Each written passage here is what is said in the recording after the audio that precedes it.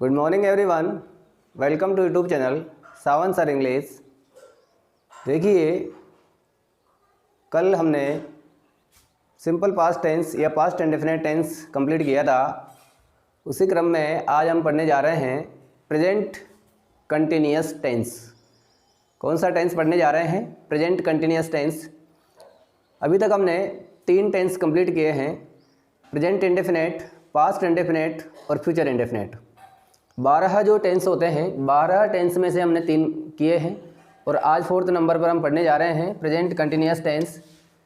देखिए, English grammar में या इंग्लिश में किसी भी टॉपिक को हम पढ़ते हैं या कोई भी अंग्रेजी में अपन कोई भी चीज़ पढ़ते हैं तो उसके लिए सबसे इम्पोर्टेंट है टेंस की जानकारी होना। मतलब अगर हमें टेंस से संबंधित जानकारी नहीं है या टेंस से संबंधित जो नॉलेज है वो हमारी वीक है तो हम किसी भी टॉपिक को या किसी भी पार्ट को, इंग्लिश के किसी भी चीज़ को हम पढ़ने में थोड़ा हम पीछे रहेंगे। हम उसको कम्प्लीटली उतना अच्छा नहीं कर पाएंगे जितना होना चाहिए।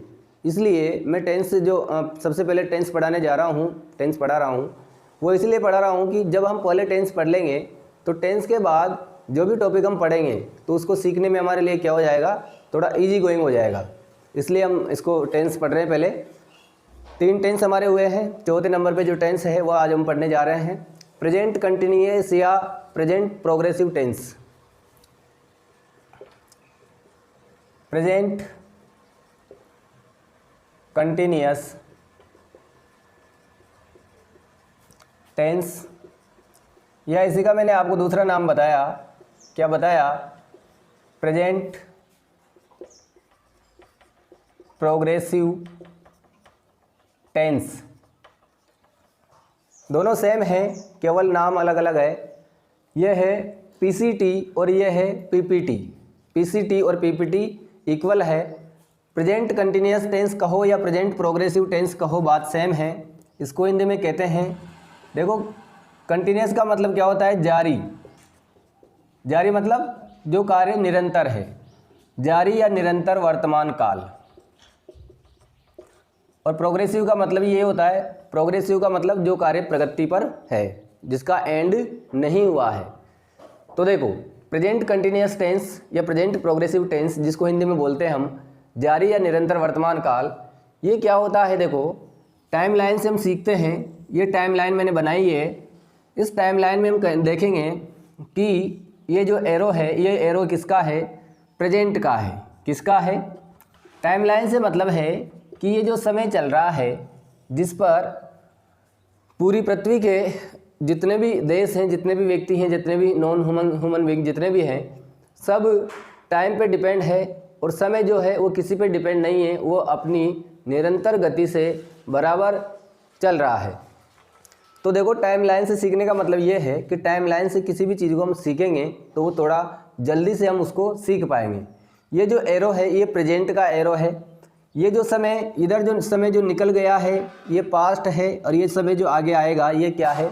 फ्यूचर है। क्या है? ये फ्यूचर है। तो देखो, ये टाइमलाइन हमें ये बताता है कि प्रेजेंट कंटिन्यूअस टेंस में किस प्रकार के कार्य होते हैं। मतलब प्रेजेंट कंटिन्यूअस टेंस में किस प्रकार के कार्य होते हैं। देखो, प्रेजेंट का मतलब है वर्तमान और कंटिन्यूअस का मतलब है जारी। तो इसका मतलब ये हुआ कि कोई कार्य वर्तमान में क्या रहता है? जारी रहता है। वर्तमान में क्या रहता है? जारी रहता है। मतलब कोई कार्य स्टार्ट कब हुआ ये भी पता नहीं है, ख़त्म कब होगा ये भी पता नहीं है। इतना पता चलता है कि ये कार्य वर्तमान में निरंतर चालू है। मतलब प्रेजेंट कंटिन्यूअस से क्या पता चलता है कि कोई भी कार्य वर्तमान में निरंतर चालू है।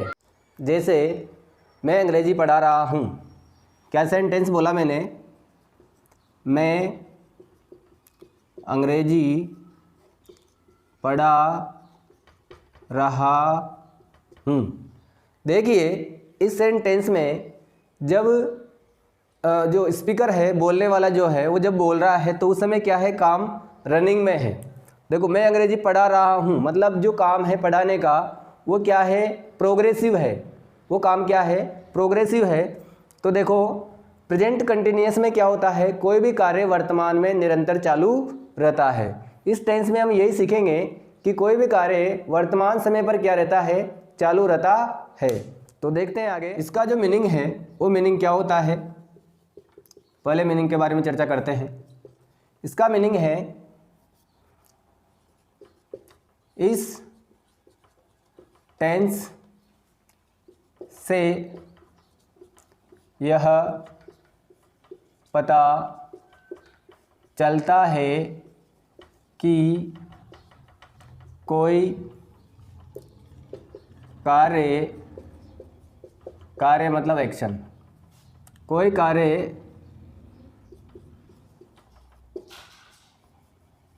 प्रेजेंट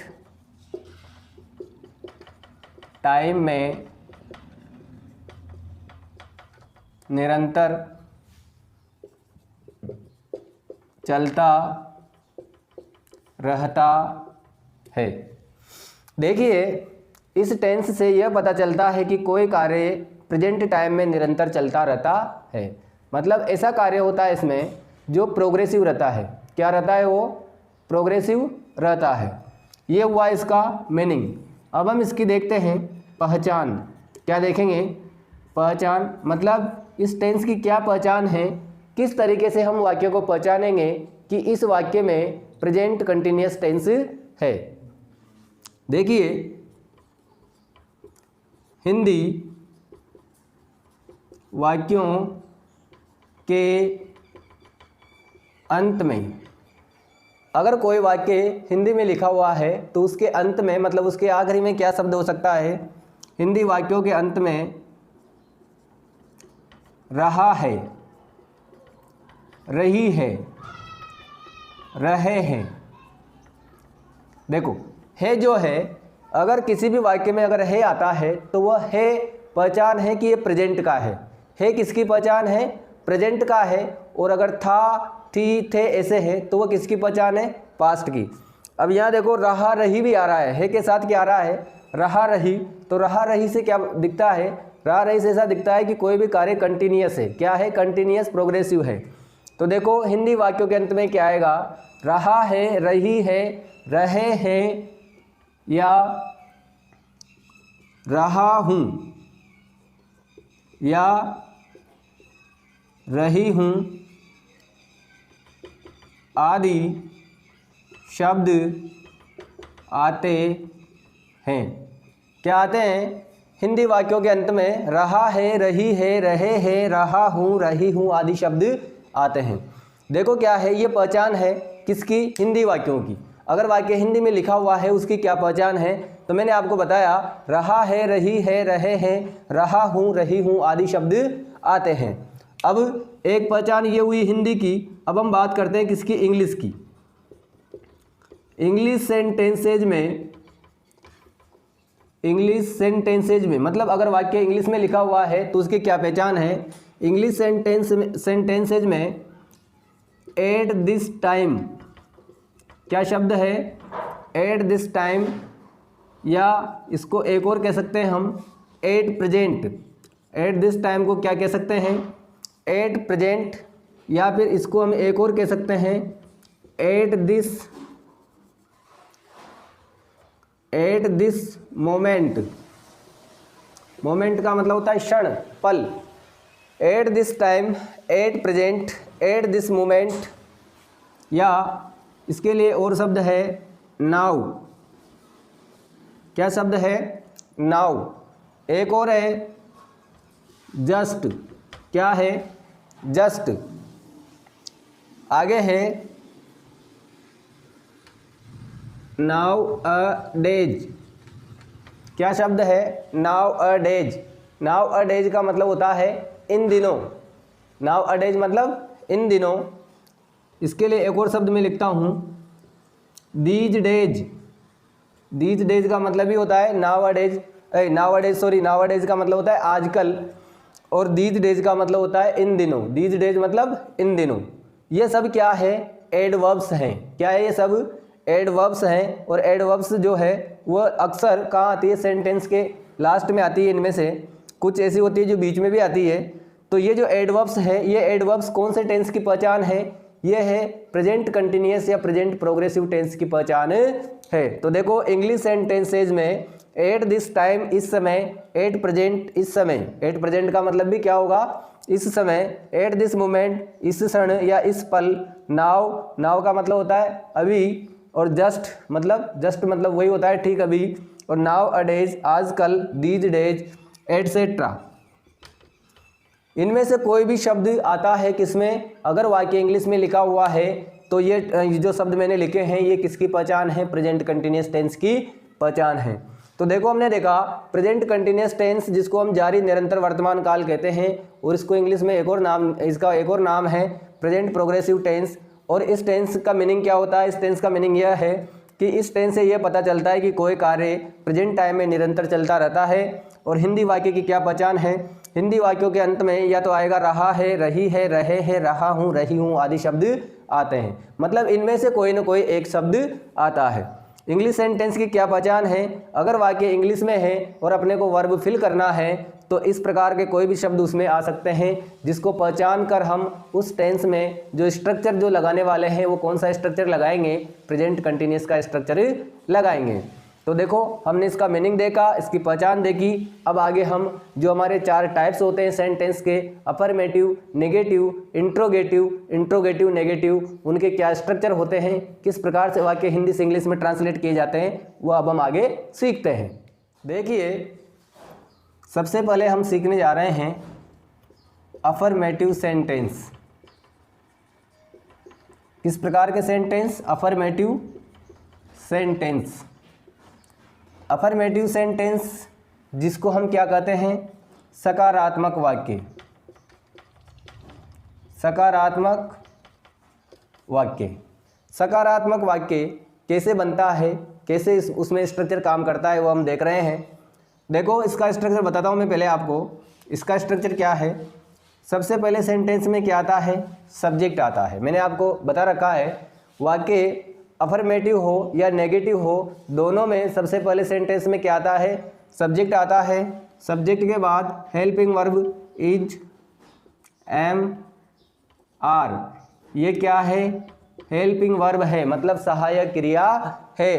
इसके बाद आगे देखेंगे सब्जेक्ट, यहाँ हम सब्जेक्ट को 3 प्रकार से डिवाइड करेंगे क्योंकि हमारे पास 3 सहायक क्रिया है, इज, एम, आर।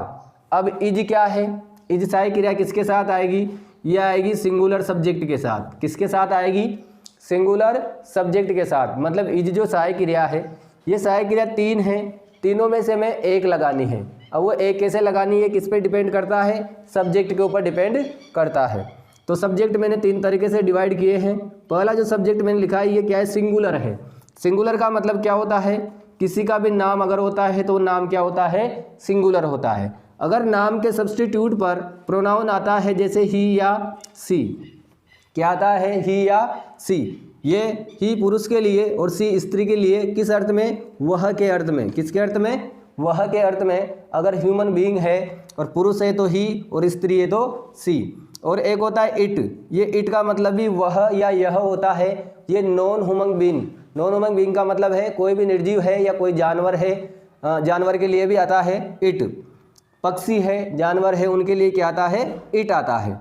तो देखो singular subject name, he, she, it, इनके साथ हम क्या लगाएंगे, कौन सी सहायक क्रिया लगाएंगे, इज सहायक क्रिया लगाएंगे। ये इज सहायक क्रिया जो मैंने यहाँ पे लिखी है। आगे है एम, एम जो है ये एम किसके साथ आता है, आई के साथ। अगर हमारे सेंटेंस का सब्जेक्ट आई है, आई मतलब मैं या मैंने, तो उसके लिए क्या सहायक क्रिया आएगी, एम सहायक क्रिया आएगी। कौन सी सहायक क्रिया आएगी, एम सहायक क्रिया आएगी। अब आगे देखो आर है, आर मतलब आर किसके लिए आता है, प्लूरल सब्जेक्ट के लिए। आर मतलब किसके लिए आता है, प्लूरल सब्जेक्ट के लिए। प्लूरल सब्जेक्ट से हमारा अर्थ है अगर हमारा सब्जेक्ट क्या है, वी। देखो प्रोनाउन में, पर्सनल प्रोनाउन में जो फर्स्ट पर्सन में 2 आते हैं, आई और वी, तो आई के साथ तो आता है एम और वी के साथ आता है आर। सेकंड पर्सन है यू, सेकंड पर्सन क्या है, यू। यू क्या है, ये प्लूरल सब्जेक्ट है, इसके साथ भी आर आता है। आगे है दे, दे मतलब वे भी क्या है, प्लूरल है, तो इसके साथ भी क्या आता है, आर आता है। इधर से कोई भी प्लूरल नाउन, कोई भी प्लूरल नाउन अगर है तो उसके साथ, प्लूरल नाउन के साथ भी कौन सी सहायक क्रिया आती है, आर सहायक क्रिया आती है। प्लूरल नाउन का मतलब है जैसे बॉयज़ या फिर गर्ल्स एट्सेट्रा। मतलब कोई भी ऐसा नाउन जो क्या है प्लूरल है, बहुवचन है, उसके साथ भी कौन सी सहायक क्रिया आएगी? आर। तो ये जो जितने भी मैंने प्लूरल के इधर लिखे हैं इन सब के साथ कौन सी सहायक क्रिया आनी है? आर। तो देखो सिंगुलर के साथ तो इज, आई के साथ एम और प्लूरल के साथ आर सहायक क्रिया लिखेंगे। तो देखो सब्जेक्ट हो गया, सहायक क्रिया हो गई। इसके बाद वर्ब की जो फर्स्ट फॉर्म आती है, वर्ब वी मतलब वर्ब, और ये ऊपर एक लिखा है इसका मतलब फर्स्ट फॉर्म। वर्ब की जो फर्स्ट फॉर्म है उसके साथ हम क्या जोड़ेंगे? आईएनजी। क्या जोड़ेंगे उसके साथ? आईएनजी। मतलब वर्ब की फर्स्ट फॉर्म के साथ हमें क्या ऐड करना है? आईएनजी ऐड करना है। ये वर्ब की फोर्थ फॉर्म होती है। आईएनजी फॉर्म कौन सी फॉर्म होती है? फोर्थ फॉर्म, मतलब चौथे नंबर का इसका रूप होता है। पहले हमने शुरू में जब टेंस पढ़ना शुरू किया था तब मैंने बताया था कि वर्ब की जो है वैसे तो 3 फॉर्म होती है पर बाकी 5 भी होती है। अगर हम 5 मानते हैं तो ये कौन सी फॉर्म मानेंगे? चौथे नंबर की फॉर्म मानेंगे। तो वर्ब की फर्स्ट फॉर्म के साथ क्या लगाएंगे? आईएनजी। और फिर इसके बाद ऑब्जेक्ट, और ऑब्जेक्ट के बाद रेस्ट, ऑब्जेक्ट के बाद रेस्ट। देखो subject plus is am are जो हेल्पिंग वर्ब है, सहायक क्रिया है। सहायक क्रिया कहाँ आती है? वर्ब से पहले आती है। सहायक क्रिया कहाँ आती है? वर्ब से पहले आती है। स्ट्रक्चर में ध्यान रखेंगे, कभी गलती से ऐसा नहीं करेंगे पहले वर्ब लिख देंगे फिर सहायक क्रिया लिख देंगे, ऐसा कभी गलती से भी नहीं करेंगे। हेल्पिंग वर्ब सब्जेक्ट के तुरंत बाद लगाएंगे और वर्ब से पहले लगाएंगे। तो subject plus is am are plus verb की फर्स्ट फॉर्म के साथ ING plus object plus rest. तो देखो ये क्या है? अफर्मेटिव मतलब सकारात्मक जो वाक्य हैं उसका स्ट्रक्चर है। इस प्रकार से वाक्य बनता है। यहाँ कुछ वाक्य लिखते हैं। फॉर एग्जाम्पल मैं सेंटेंस लिखता हूं,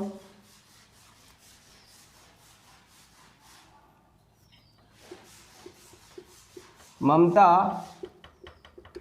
कपड़े धो रही है। क्या सेंटेंस है?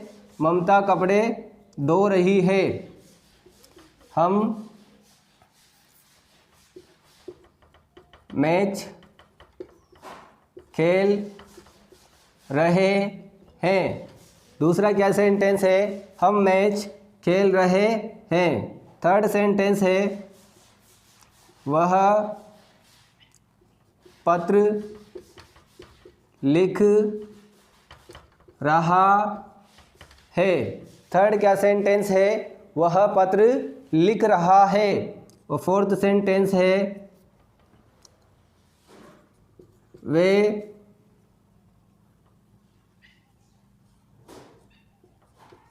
बाजार जा रहे हैं। वे बाजार जा रहे हैं। देखिए यहाँ हमने 4 सेंटेंस लिखे हैं। पहले हम सेंटेंस को पहचानेंगे कि कौन सा सेंटेंस किस टेंस का है।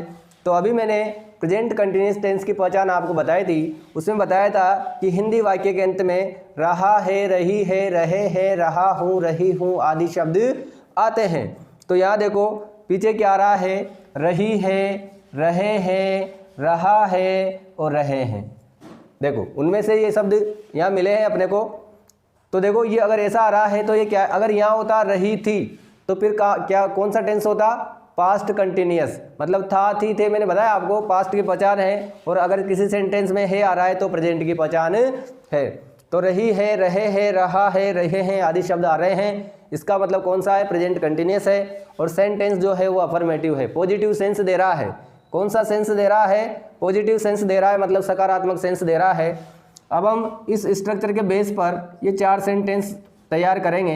देखिए ममता कपड़े धो रही है तो पहले हम प्रत्येक टेंस में क्या लगाएंगे? सब्जेक्ट लगाएंगे। पहले हम सब्जेक्ट लगाते हैं। इस टेंस का सब्जेक्ट क्या है? ममता। क्या है? ममता। इस सेंटेंस का सब्जेक्ट क्या है? वी। और इस सब्जेक्ट का सेंटेंस क्या है? वह पत्र लिख रहा है तो ही। अभी जस्ट मैंने आपको बताया कि वह के अर्थ में अगर पुरुष है तो ही लिखते हैं और वह के अर्थ में अगर स्त्री है तो सी लिखते हैं। तो यह वह पत्र लिख रहा है, वह क्या है? पुरुष है, इसलिए हमने क्या लिखा है? ही लिखा है। वे बाजार जा रहे हैं। वे को क्या कहते हैं? दे कहते हैं। वे को क्या कहते हैं? दे कहते हैं। हमने क्या लिखा? सभी वाक्यों में सब्जेक्ट लिखा है। अब किसका नंबर आता है? सहायक क्रिया का नंबर आता है। सहायक क्रिया कौन कौन सी? इज, एम, आर, तीनों में से एक लगानी है। देखो ममता क्या है, ममता किसी लड़की का नाम है। तो देखो यहाँ सिंगुलर सब्जेक्ट में अगर किसी का नाम आता है, वो लड़का हो या लड़की, तो फिर क्या लगाते हैं हम, इज सहायक क्रिया लगाते हैं। तो ममता के साथ क्या लगाएंगे, इज। यहाँ है वी, वी क्या है, प्लूरल है, वी के साथ क्या लगाते हैं, आर लगाते हैं। तो हम क्या लगाएंगे यहाँ पे, आर। यहाँ है ही भी क्या है, सिंगुलर है, तो क्या लगाएंगे, इज। यहाँ है दे, और दे क्या है, प्लूरल है, तो यहाँ क्या लगाएंगे, आर लगाएंगे। देखो हमने पहले सब्जेक्ट लिखा है, फिर क्या लिखी है, सहायक क्रिया लिखी है। अब किसका नंबर आता है, वर्ब की फर्स्ट फॉर्म के साथ आईएनजी। जो वर्ब है, क्रिया है, उसकी जो फर्स्ट फॉर्म, जो बेस फॉर्म होती है, उसके साथ आईएनजी लगाना है। यहाँ है धो रही है, क्रिया क्या है, धोना, और धोना को क्या कहते हैं, वाश कहते हैं। धोना को क्या कहते हैं, वाश कहते हैं। और मैं कह रहा हूँ कि इसके साथ आईएनजी लगाना है, तो वाश से आईएनजी लगाते हैं, क्या बन गया, वॉशिंग बन गया। क्या बन गया, वॉशिंग बन गया। यहाँ है खेल रहे हैं, खेल रहे हैं मतलब खेलना, और खेलना को क्या कहते हैं, प्ले कहते हैं। तो पहले तो लिखेंगे हम प्ले, और इसके साथ लगाएंगे आईएनजी, तो क्या बन जाएगा, प्लेइंग बन जाएगा। क्या बन जाएगा, प्लेइंग बन जाएगा। वह पत्र लिख रहा है, तो लिखना, वर्ब क्या है, लिखना, WRITE। अब इसके साथ क्या लगाएंगे, आईएनजी। आप ध्यान देंगे, अगर किसी भी वर्ब के आखिरी में ई आता है और उसके साथ आईएनजी लगानी है, तो हम ई को क्या करेंगे, वहां से रिमूव कर देंगे। रिमूव मतलब वहां से हटा देंगे। तो ये क्या बन गया, राइटिंग बन गया। क्या बन गया, राइटिंग। और वे बाजार जा रहे हैं, जाना को गो कहते हैं, और गो के साथ लगाएंगे आईएनजी, तो क्या बन गया, गोइंग बन गया। क्या बन गया, गोइंग बन गया। तो देखो सब्जेक्ट हो गया, सहायक क्रिया हो गई, वर्ब की फर्स्ट फॉर्म के साथ आईएनजी भी हो गया। First place, second place, third place, 3 place का काम कंप्लीट हुआ है। अब फोर्थ प्लेस पे आते हैं, किसके नंबर, यहाँ किसका नंबर है, ऑब्जेक्ट का। ऑब्जेक्ट लिखेंगे, ममता कपड़े धो रही है, सो ऑब्जेक्ट क्या है, कपड़े। तो कपड़े को क्या कहेंगे, क्लॉथ्स कहते हैं, CLOTHES, क्लॉथ्स। हम मैच खेल रहे हैं, we are playing a match. वह पत्र लिख रहा है, he is writing a letter. देखो कोई भी सिंगुलर नाउन होता है तो उसके पहले ए या एन लगाते हैं। आगे है, वे बाजार जा रहे हैं, तो दे आर गोइंग टू, कहाँ जा रहे हैं, बाजार। तो क्या हो गया ये, मार्केट।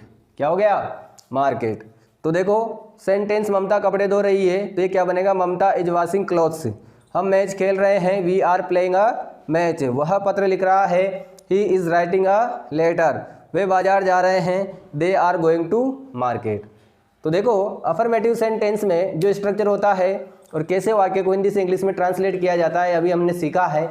अब आज की क्लास में इतना ही। अब अफर्मेटिव के बाद जो नेगेटिव इंट्रोगेटिव सेंटेंस है वो क्लास में करेंगे। आज के लिए इतना ही काफ़ी है। आप इसको देखें, अगर समझ में नहीं आता है तो एक ही वीडियो को बार बार देखें। आप इसको नोट भी करें और फिर खुद भी 4-5 सेंटेंस खुद भी बनाएं। और अगर सेंटेंस को ट्रांसलेट करने में आपको प्रॉब्लम आती है तो कमेंट करके हमें बताएं। देखो हमें कब पता चलेगा कि आप सीख पा रहे हैं नहीं सीख पा रहे हैं, तो इसका पता मुझे जब चलेगा जब आप हमें कमेंट करके बताओगे कि सेंटेंस में हमारी ये समस्या आ रही है। तो आप समस्या से हमें रूबरू कराओगे, तभी हमें पता चलेगा कि आप सीख पा रहे हैं नहीं सीख पा रहे हैं। तो आज की क्लास के लिए इतना ही काफ़ी है। आप पढ़ते रहिए, सीखते रहिए और अपना जो टैलेंट है उसको प्रोग्रेसिव रखिए। आज की क्लास में इतना ही काफ़ी है। Okay, thank you, bye.